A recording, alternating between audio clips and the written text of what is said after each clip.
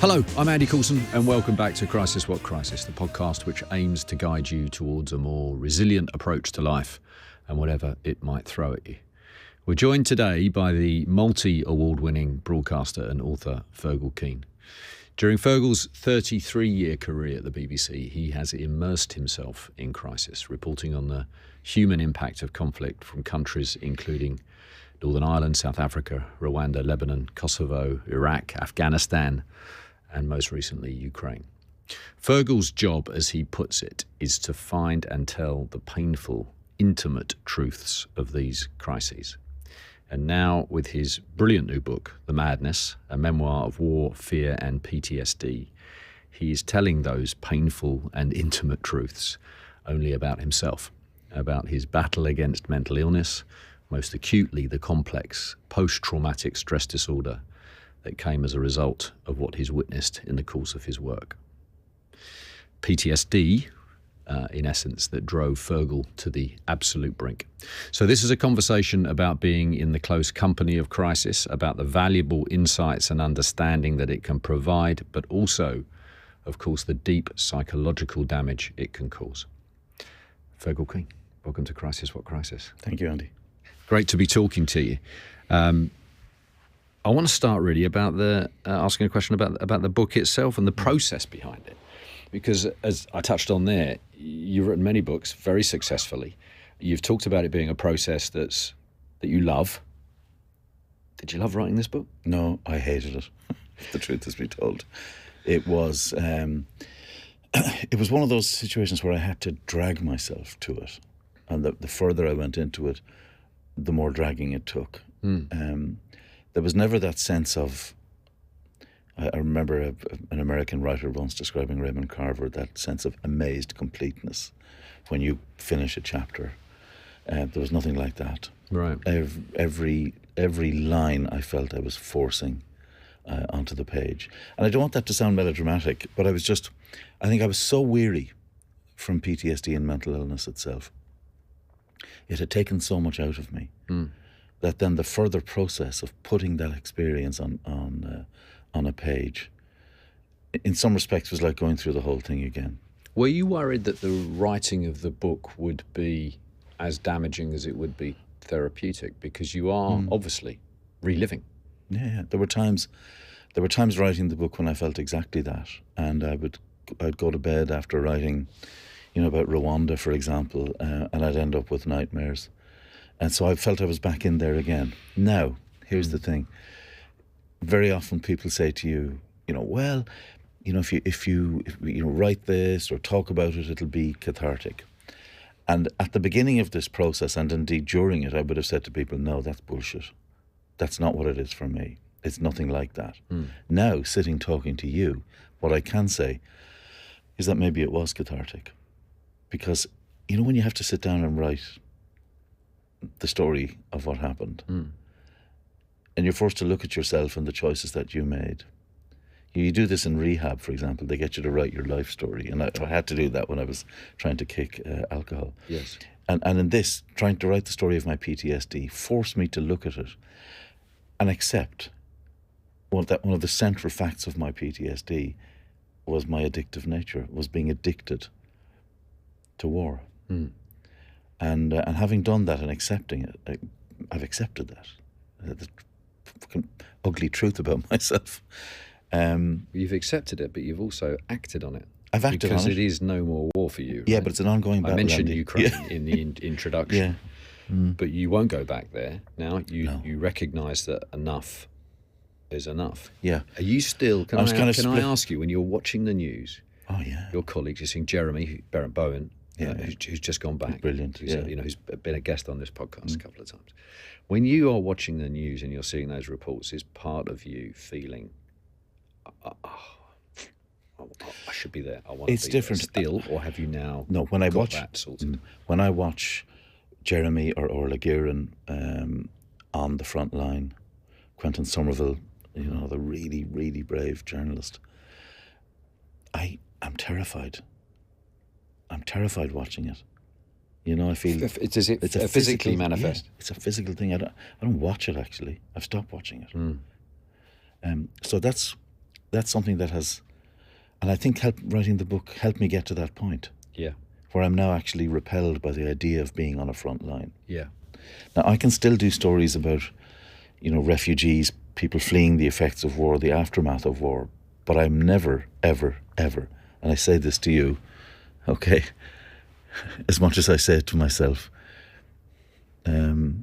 maybe saying it in public helps me say it to myself, if that doesn't sound paradoxical. Yes. I'm never setting foot on a front line again. Yes. Because my nerves can't take it. Yes. They just can't. Yes. You say, Fergal, that your upbringing caused you to be, the phrase you use is hardwired for crisis. Yeah. And yet you also say in the book and describe beautifully and dramatically in places in the book that you've been afraid all of your life. You describe how that fear can come from nowhere and at times, leave you sobbing on the side of the road. Tell us, if you can, a little bit about your family history and why it left you with what appears to be this kind of incredible resilience on the one hand and an extreme sort of vulnerability on the other. Because it was both of those things. Yeah, it was. And I'm glad you used the word resilience, because I think it's a much greater truth of mental illness. People tend to look at those who suffer from a mental illness as broken people. Yes. Actually, they're extraordinarily resilient. Yes. To go through what so many people go through in their childhoods particularly, and to pick up and keep going, to get out of bed every morning. And if you're a kid who's in a broken home, for example, to get out of bed and go to school, to try your best. Or you're an adult who's struggling with depression. That sheer force of will, the need to survive that gets you out of bed and out meeting people and trying to do a job of work. These are signs of resilience, which to me is the greatest characteristic of those who struggle with mental illness. In my own case, I grew up in a home where alcohol defined your sort of sleeping and waking hours. My father was a chronic alcoholic. He struggled to quit alcohol all of his life to the end. Didn't succeed. Your father was a very successful actor. He was a very successful actor, a very gifted, talented man. And he kept this, at the end of the book in the acknowledgements, and I was trying to come up with my feelings about him. And I wrote, he always tried to be the best man he could to the end and didn't succeed. But he tried. And it's the trying that matters to me. Yes. The trying that matters. Yeah. And so I think when you're around alcoholism as a child, you learn that it's about unpredictability. It's an atmosphere when anything can happen. There's sudden changes. You learn not to depend on things. And it makes you quite mistrustful and wary.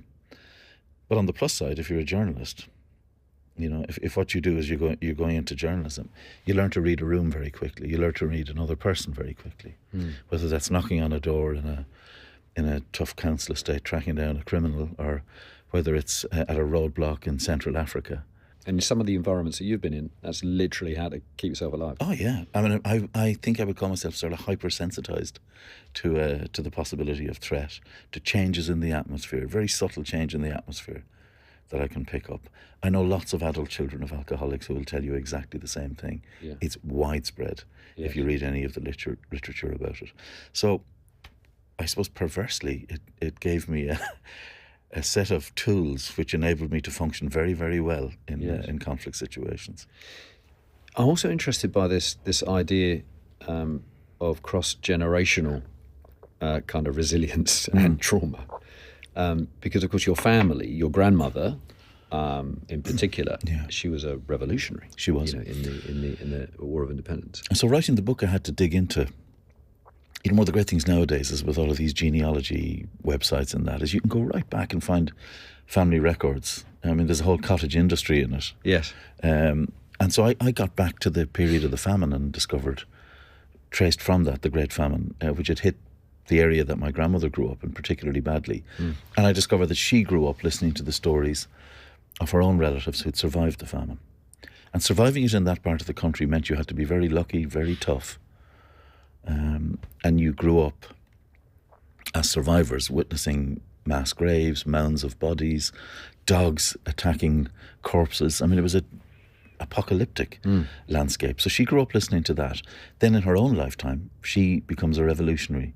She joins the Irish Volunteers, which becomes the IRA, and takes part in the war against the Crown in North Kerry, during which terrible things happen on both sides. Terrible things are done. Policemen are assassinated on the main street. Men are tortured. Bodies are buried in bogs. Pretty familiar stuff to those of us, of course, who have experience of covering the troubles in Northern Ireland. And so she went through all of that. She went through being targeted with a death threat by a young black and tan, a guy called Darcy. And it's an interesting story because it's about trauma. Here's a guy who we all thought in the family, you know, growing up, this fella Darcy was in the kind of mythology of Ireland at the time. You know, they emptied out of an English jail and sent to Ireland to kill us. No, he wasn't. He was an Irish Catholic from Donegal who joined during the First World War as a teenage Tommy, underage, joined up, was sent off to the Western Front, and he was in what they used to call one of the special brigades, and they were the people who were there to counter German gas attacks. And so they would fire gas, use flamethrowers. It was one of the worst jobs for any soldier, let alone a teenager, you know, a guy who was below the age he should have been for enlistment.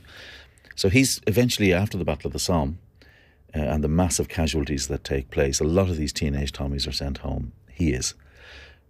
He's bored, he's hanging around looking for a job, you know, living in Scotland, and joins up when the war in Ireland starts, and joins the Black and Tans and is sent to North Kerry. So this traumatised young man is sent to North Kerry, where he gets a pretty nasty reputation.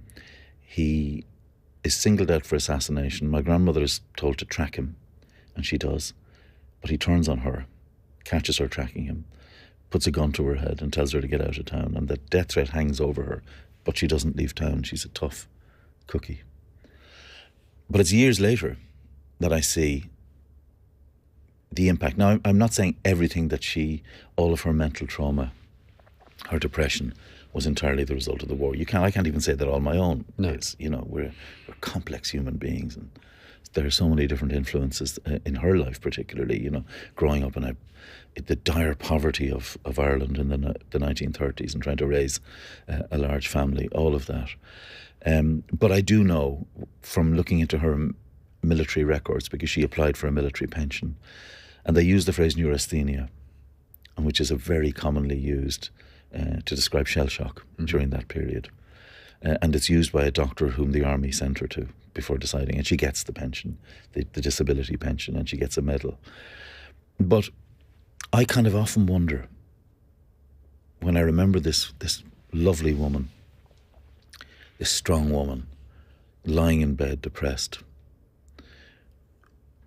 could things have been different if she lived in the kind of society that I live in now, where there's no shame in talking? I feel no shame sitting here talking to you at all, okay? Because I know you get it. You get the mental illness thing, and many other people do. Most people do. Surprisingly, there is still stigma attached. You know, people don't want to talk about it as much as they possibly could. But it's you know, so much better. It's so much better. There's no comparison with the past, and I do wonder about that. You know, I think I'm phenomenally lucky to live in the time that I do, and to get the kind of support I have got from friends, from employers, you know, who recognise that just as breaking your leg or breaking your arm is an illness, so too is when the mind breaks. Yes. You were a newspaper journalist before you moved into broadcasting. Your rise was rapid. You joined the BBC. You're working in Ireland. You're promoted very quickly to Southern Africa correspondent. But that's because I never ever forgot that the only important thing you do is knock on a door and ask for a comment. Do you know what I mean? That's what it comes. I'm a reporter. Do you know that great? There's in The Quiet American. There's a great discussion by Graham Greene. There's a great discussion between the American, who's full of high-mindedness and theory, and he talks to the sozzled old hack, the foreign correspondent, And he says, but, do you believe in God? And the old reporter answers him. He says, God is for the leader writers. I'm a reporter. It's just a great line. But that, it's a great line.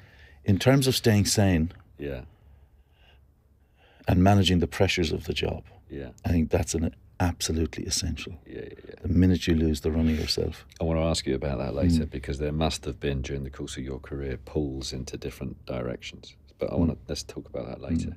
So you're 29 at this point when you're promoted. You're on your way to Johannesburg to take up this incredible opportunity.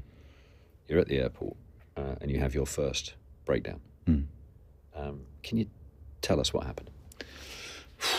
I think what happened was something that I would see becoming a pattern in later years in other breakdowns. And that is, I start forgetting things. The world seems to be speeding up and I'm slowing down. Right. And it's like the mind is going into shutdown. And it becomes this deepening spiral of panic and fear. And at its heart is this terror that I'm going to be abandoned. And that's like death.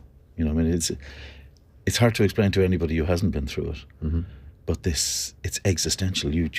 I'm sitting there on this plane in the middle of a 4-lane seat at the back of economy, and flying into the job I'd always wanted. It should be a triumphant moment for you. Yeah. It should be this massive moment, and I'm convulsed, and I'm getting up and I'm going to the loo, and I'm churned over crying, and the staff are looking at me thinking, what's up with him?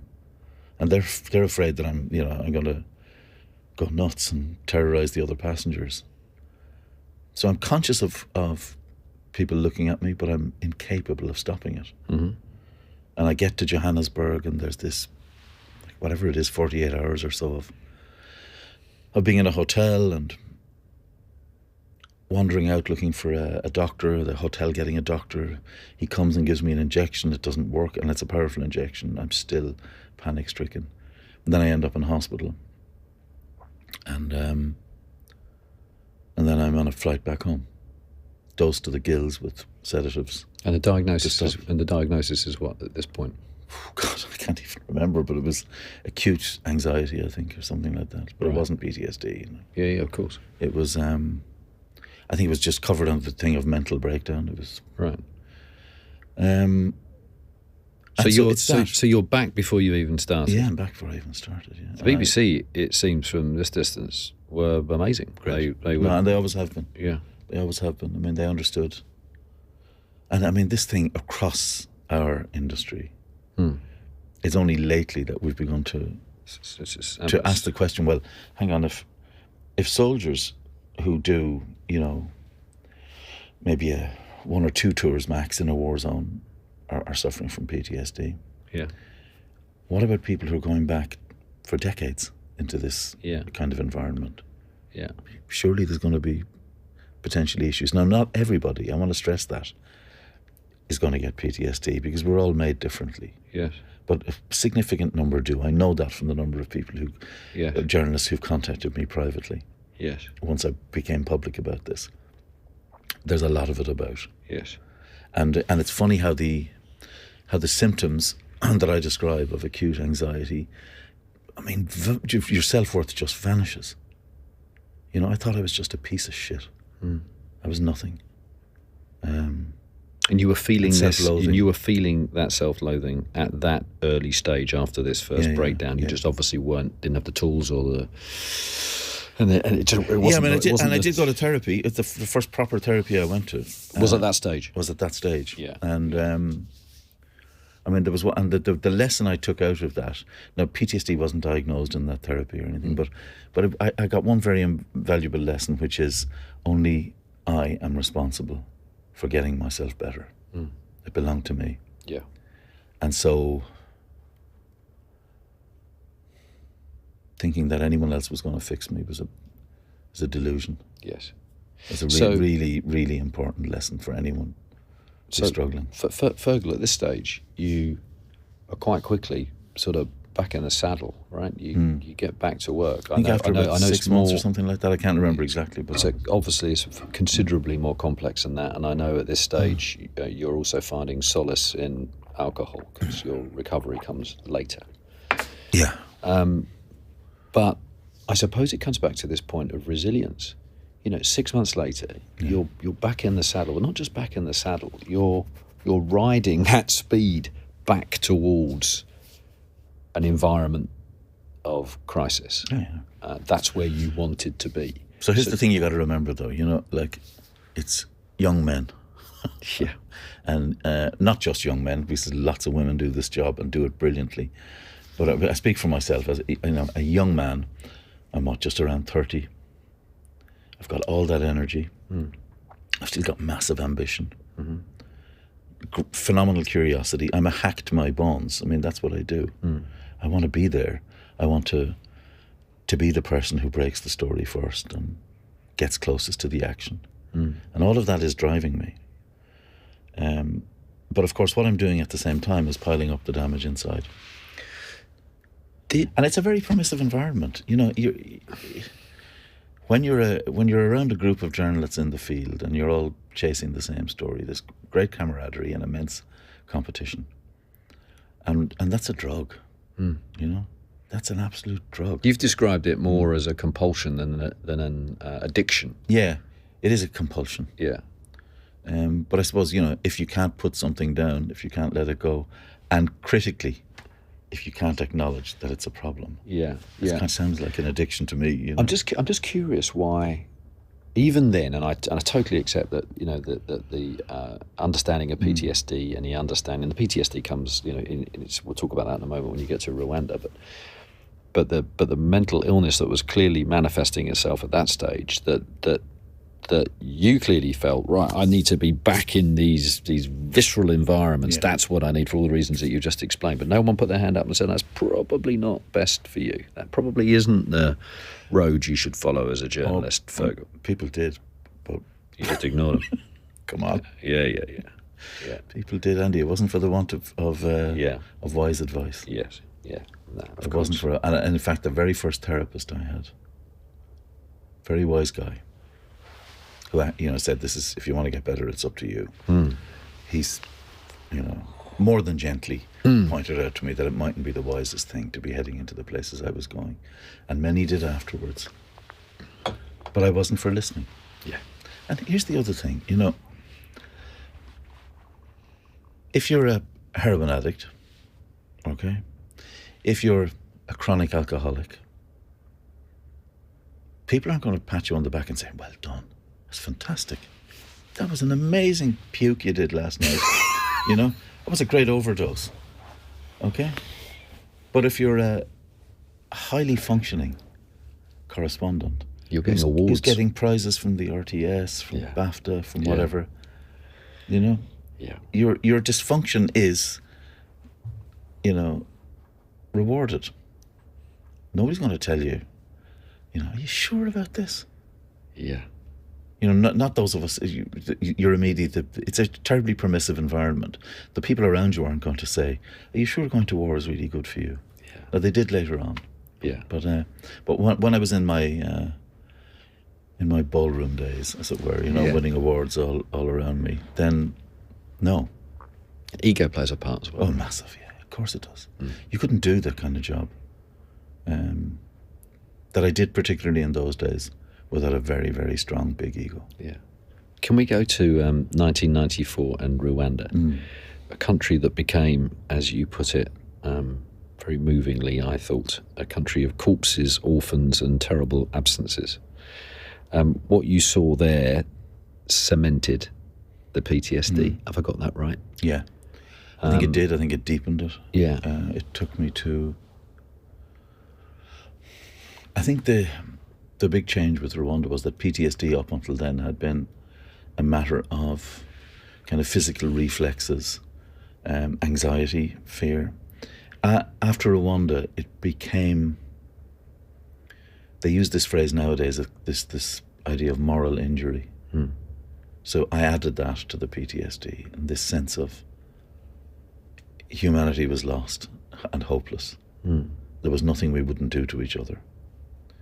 And that makes you feel very dark and despairing about the world, and twists your view of the world.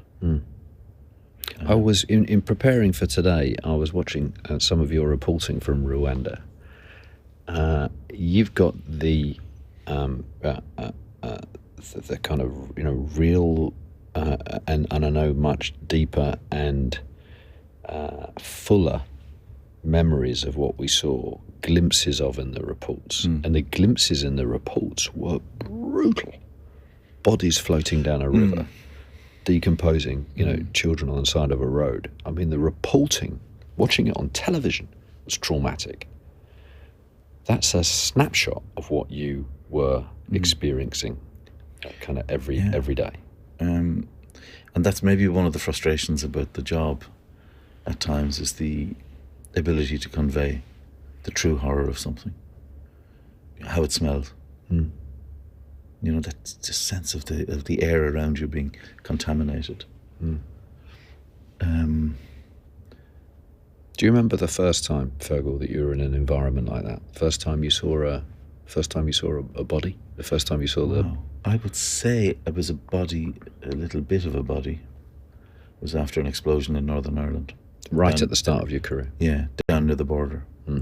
But the thing about, interestingly, one of the questions I asked was, I haven't written a lot about Northern Ireland in the book, even though I was there for nearly 5 years, was that because the conflict had been going on for so long, by the time I got there, the police had become very efficient at keeping journalists back from the scene of the crime, as it were. So you didn't get up that close to it. You were close to the grief and the trauma of people, but not to the physical horror. South Africa was different. Saw quite a bit of it there.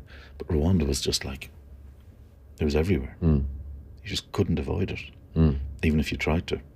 And what you couldn't see, you could smell. So you just knew death was all around you. It was everywhere. And there's So how did you deal with that on a sort of day-to-day basis? We had Richard Shepherd on the podcast, who's one of the country's most eminent pathologists, a man who's spent his entire professional life in the company of death.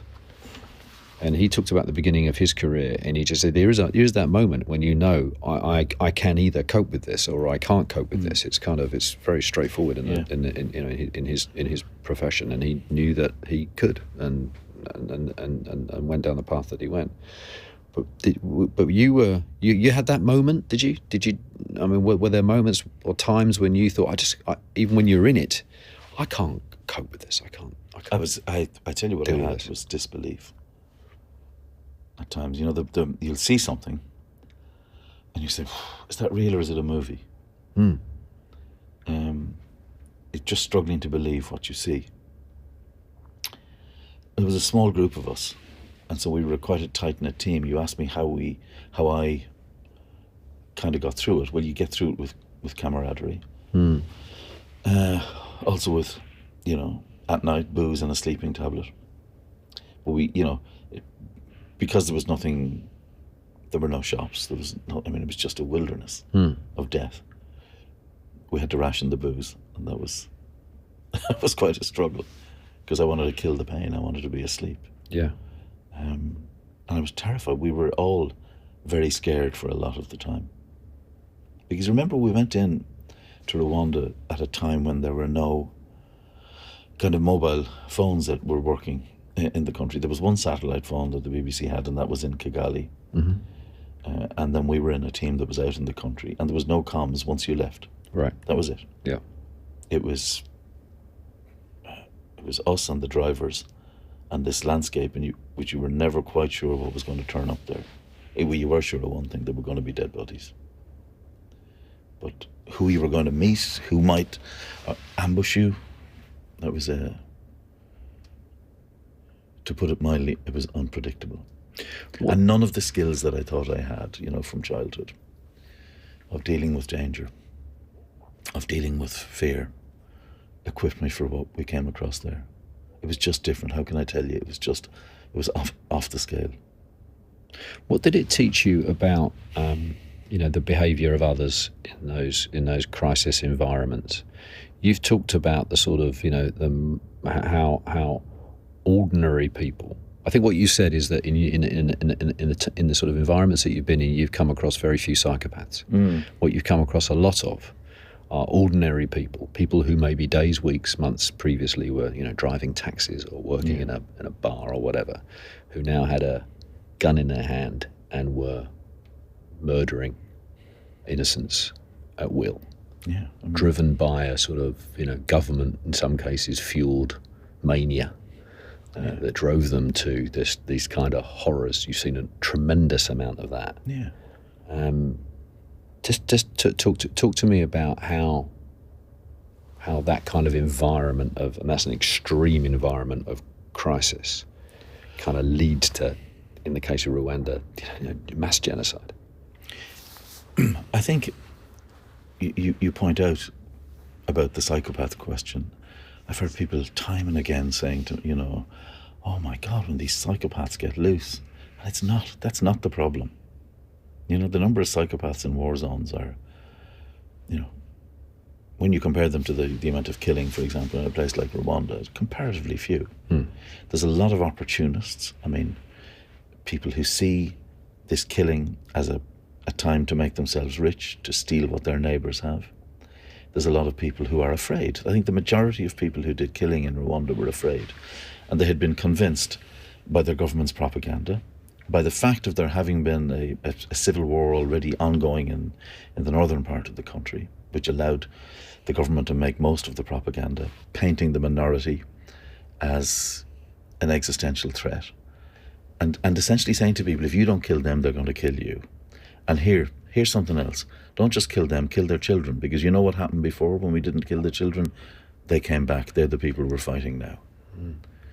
And I mean, that's kind of simplifying it a bit, but that's it. When you subject people to relentless propaganda, when you tell them that their own lives, whatever little piece of the world that they own, that all these things can be taken away, then you can get to a point where, with a little bit more coercion by the army and the police, turn them into killers.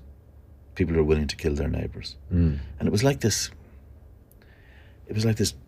Somebody called it a claustrophobic, airless hell. Pre-genocide Rwanda. It was just waiting for the spark.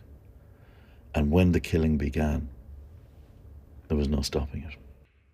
In 1997, you're awarded an OBE for services to journalism. A great moment for you and your family, your wife Frances, your children. But behind the celebrations I assume you had on that day, that also seems in your timeline to have been a point at which you were properly struggling. Am I right about that? Yes, I was 3 years since Rwanda. I'd gone to Hong Kong as the BBC correspondent there to report on the handover. But the battle was ongoing, and I leave Hong Kong. I still go to wars. So Hong Kong was a kind of bit of a respite, that story, in that there was no conflict going on. It was a big moment of kind of history, and late British history. And so I wasn't, there was no sense then that you would be afraid for your life in a place like Hong Kong. But of course, Hong Kong is followed by the conflict in Kosovo. It's followed by trips to the Democratic Republic of Congo, back into that world of massacre and terrible violence, and an escalation of my drinking. And I kind of know in this period that the game is up with drink.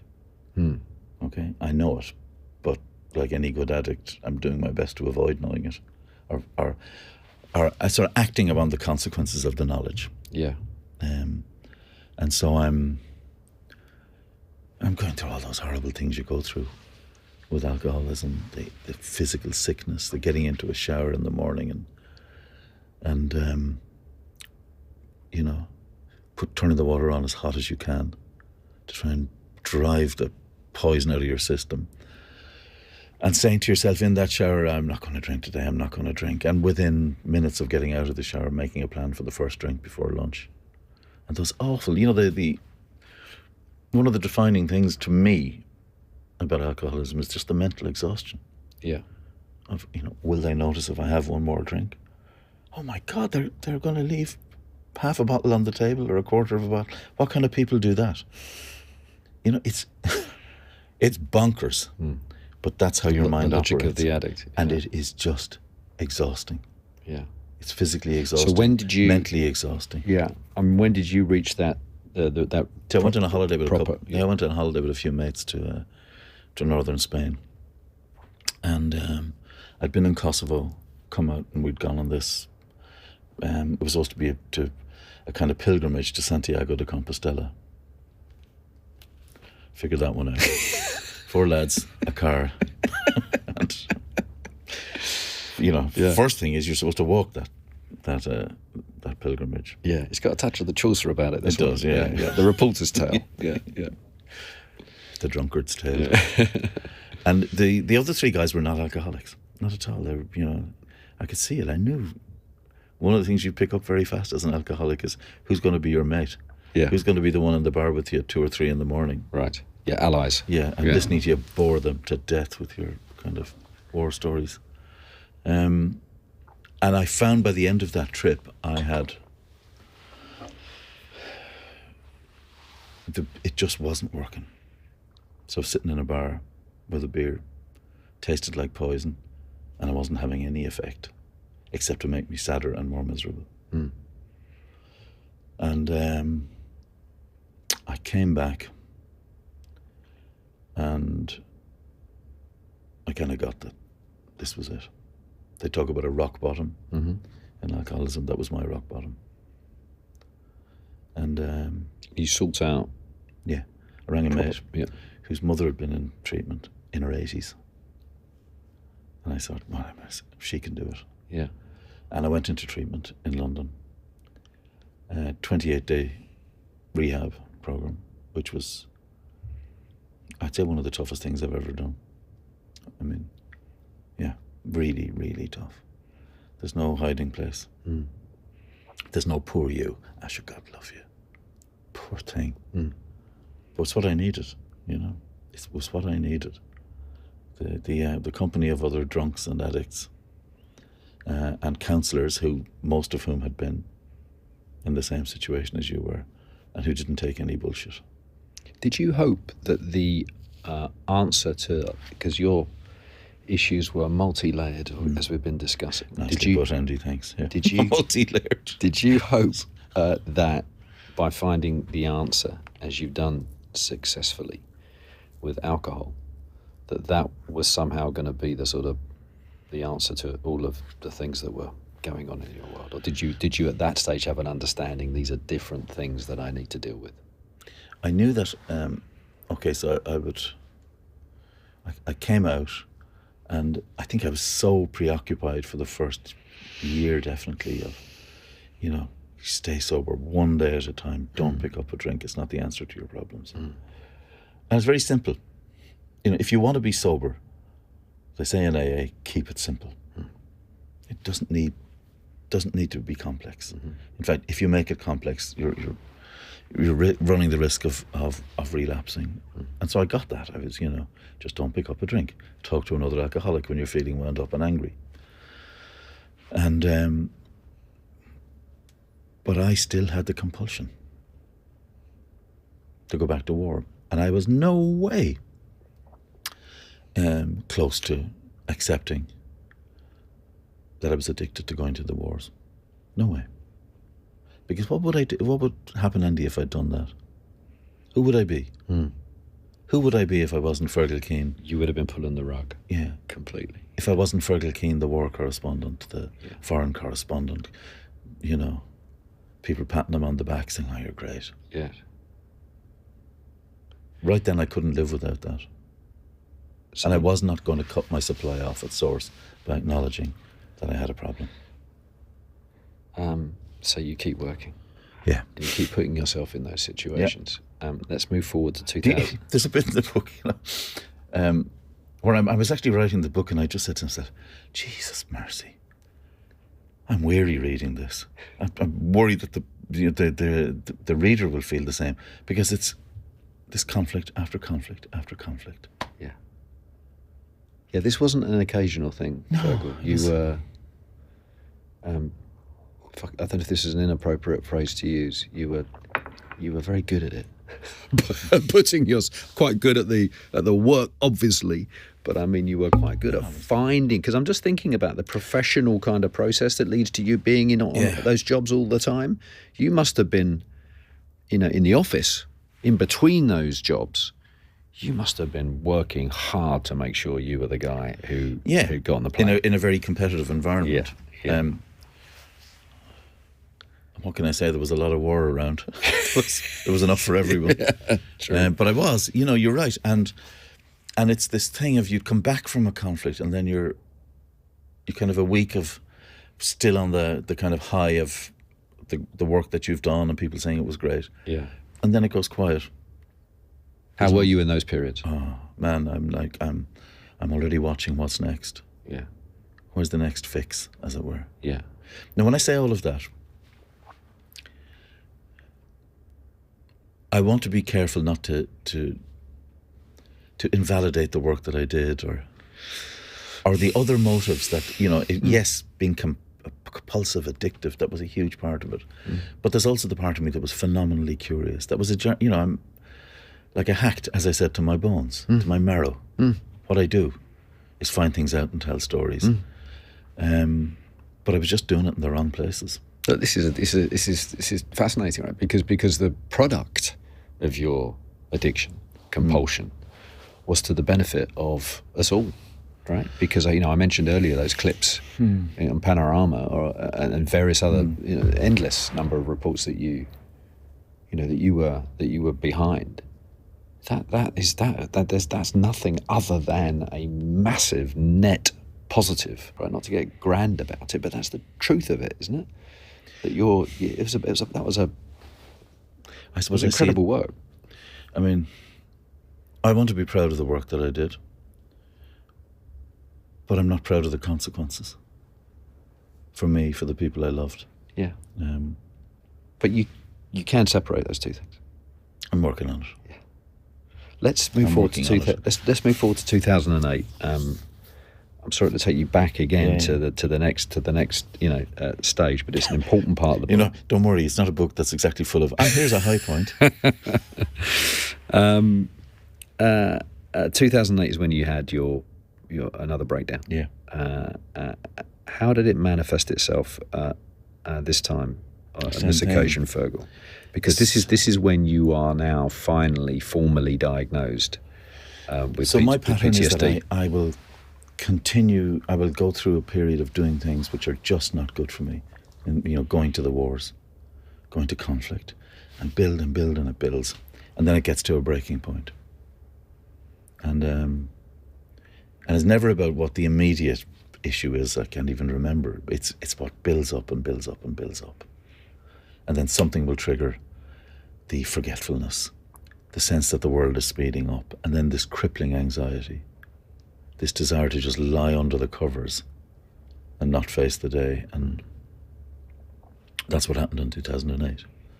I'm admitted to hospital and I'm diagnosed with PTSD. Back when I was in rehab, one of the doctors said the patient is showing underlying symptoms of PTSD.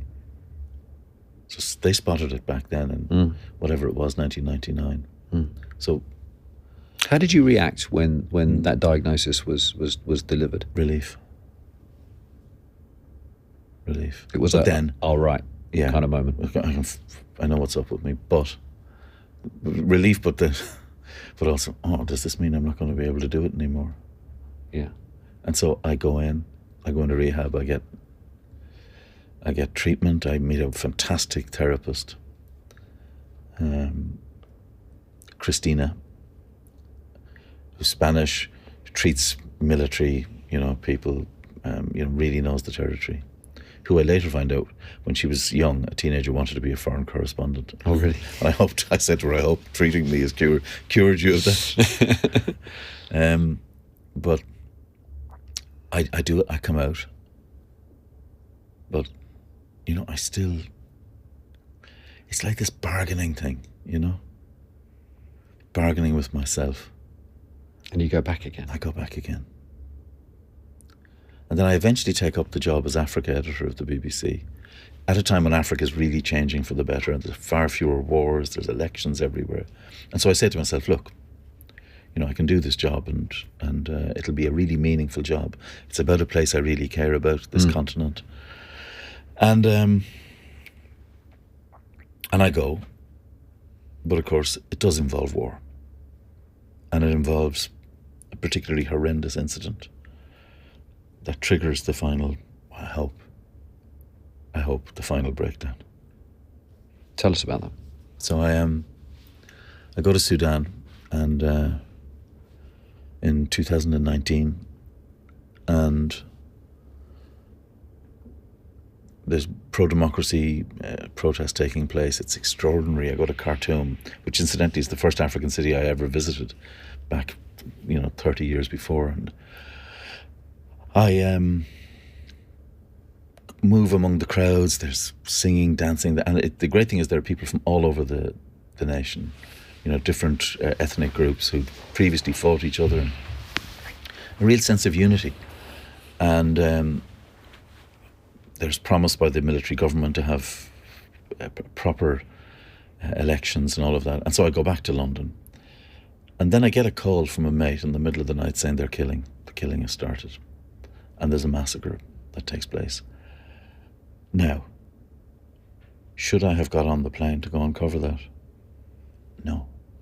But I did. Did you hesitate? No,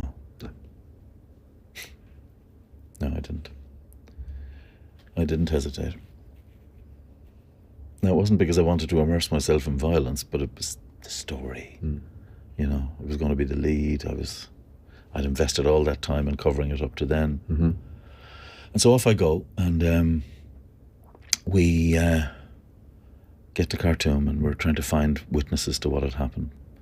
And we're told about a safe house, and it's a tricky business getting to the safe house through checkpoints, but critically making sure we're not followed, so that the people you're going to meet and going to interview don't end up being arrested and possibly killed because we've gone to see them. Mm-hmm. And that's the kind of weight of pressure as well that you deal with. Don't make things worse for people.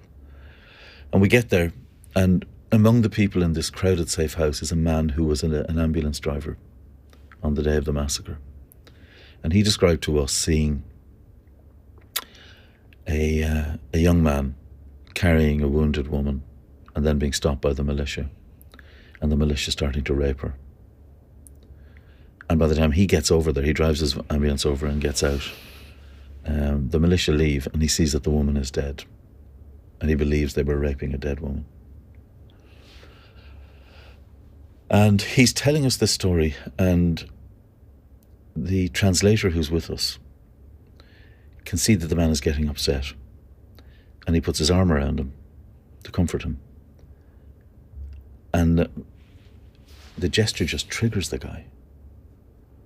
And he has it looks like a seizure.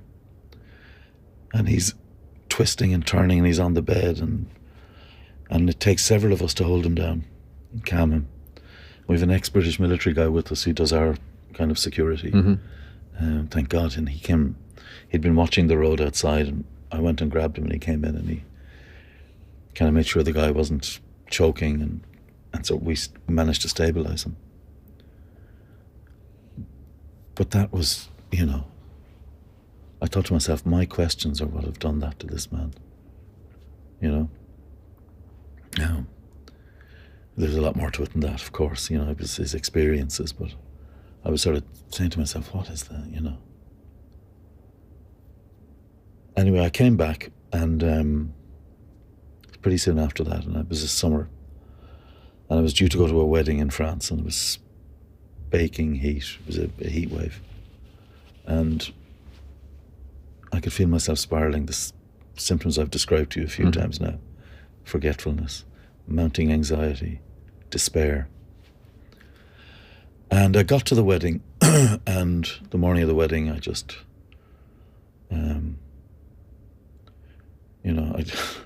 I'd become adept at managing anxiety by, swallowing enough Xanax to smooth things Even out yourself out. without becoming a gibbering idiot or like a zombie. Yeah.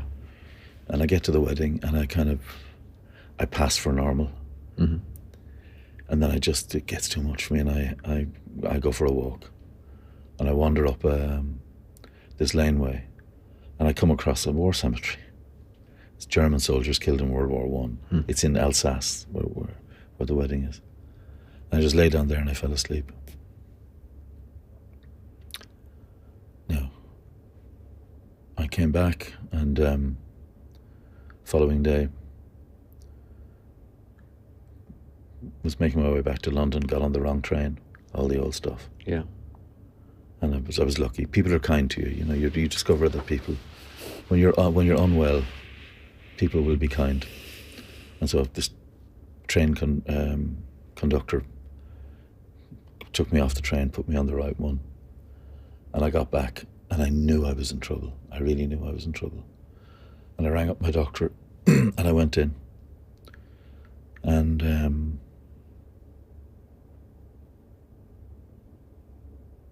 I remember those first few days in hospital, depending heavily on medication just to not go over the edge completely. And and eventually coming out of it after a few weeks.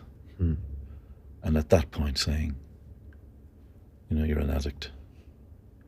The first thing you do now is you step down from the job as Africa editor, because no matter how you dress it up, it's going to involve war and conflict. And so I did. That was a major step. And then I decided I would state publicly why I was doing it. And why did I do that? To put a roadblock in front of myself. Yes. From going back. And then along comes the Ukraine war.